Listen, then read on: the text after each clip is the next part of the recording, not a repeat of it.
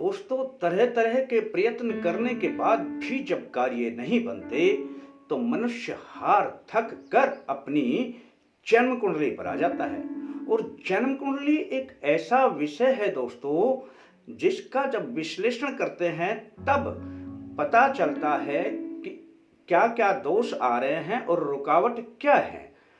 तो जिनमें विशेष रूप से ग्रहों के बारे में ही आपको बताया जाता है और आपको बताया जाता है कि आप पर अब क्या दशा चल रही है। मंगल की दशा है, शनि की है, राहु की है, केतु की है, चांडाल दोष बना हुआ है, मांगलिक दोष बना हुआ है, काल सर्प योग दोष बना हुआ है। लेकिन अब इन सब दोषों को जानने के बाद भी ना तो समाधान हो पाते हैं और मुख्य रूप से ये भी नहीं समझ पाते कि हकीकत में दोष यहाँ से आ रहे हैं। दोस्तों, बस अब मैं जन्म कुंडली के एक ऐसे ही विषय पर बात करूंगा कि जब आपके ऊपर ये दोष आते हैं और किसी भी प्रकार से आपका काम बनना रुक जाता है, तब मैं बताऊंगा कि ये दोष कहाँ से आते हैं और इसका समाधान क्या है।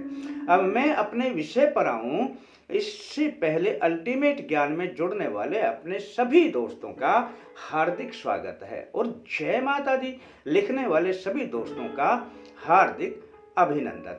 तो आ जाते हैं दोस्तों अपने विषय पर। और आज का विषय है कि यह 7 नक्षत्र इतने जहरीले हैं कि जीवन भर मृत्यु तुल्य कष्ट देते रहते हैं। दोस्तों, आपका नहीं बनता है कोई भी काम, बनते बनते अटक जाता है, हो जाती है बड़ी हानि या आपका सब कुछ हो जाता है बर्बाद, आप समझ नहीं पाते। दोस्तों, बस यही एक कारण है कि ये जो नक्षत्र होते हैं, इन्हीं नक्षत्रों के चरण के ऊपर आपका नाम भी निकाला जाता है। दोस्तों, आपके नाम का जो पहला अक्षर है वो नक्षत्र का जो चरण है उसी का अक्षर हुआ करता है। दोस्तों, जब विवाह शादी होती है तब इन्हीं नक्षत्रों के मिलाप से ही विवाह शादी होती है कि नक्षत्र का चरण कौन सा है, गुण कितने मिलते हैं। दोस्तों, और यदि गुण कम मिलते हैं या नहीं मिलते हैं तो फिर शादी में रुकावट बाधा आती है और गृहस्थ जीवन भली प्रकार से चल नहीं सकता है। अब दोस्तों, विशेष रूप से काम अटक जाते हैं तो ये ऐसे नक्षत्र हैं कौन कौन से।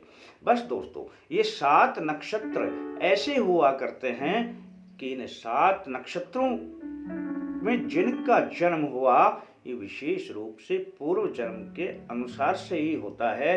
किसी का लिया दिया कर्जा है या आपके किए हुए ऐसे कर्म हैं जो कि आपको चुकता करने होते हैं, इस जन्म में वो नक्षत्र के भार के रूप में यहाँ पर आपको दिखाई देने लग जाते हैं। और जब तक आप उनका भार नहीं उतरवाते हैं तब तक आपको वे जीवन भर मृत्यु तुल्य कष्ट देते रहते हैं। दोस्तों, अब इन 7 नक्षत्रों को आप जान लीजिए और विधिवत यदि आप इनकी पूजा करवाते हैं और इनका दान निकालते हैं, इनका दान जाता है दोस्तों शनि महाराज के जो पंडे होते हैं जिनको डाकोत कहा जाता है, वहाँ पर इनका दान जाता है।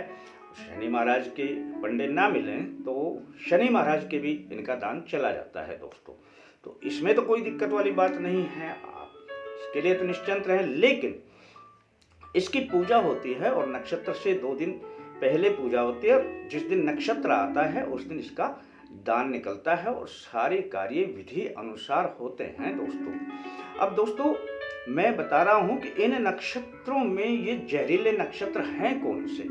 दोस्तों, आप नोट कर लीजिए, आर्द्रा नक्षत्र, अश्लेखा नक्षत्र, ज्येष्ठा नक्षत्र, स्वाति नक्षत्र, पूर्वाषाढ़ा नक्षत्र, पूर्वा फाल्गुनी नक्षत्र और पूर्वा भाद्रपद नक्षत्र, ये 7 नक्षत्र ऐसे हैं दोस्तों जो जीवन भर आपका काम नहीं बनने देंगे और इनकी जब तक पूजा नहीं होगी, जब तक इनको शांत नहीं किया जाएगा, जब तक इनका दान नहीं निकाला जाएगा, तब तक कार्य में संपन्नता मिलेगी ही नहीं।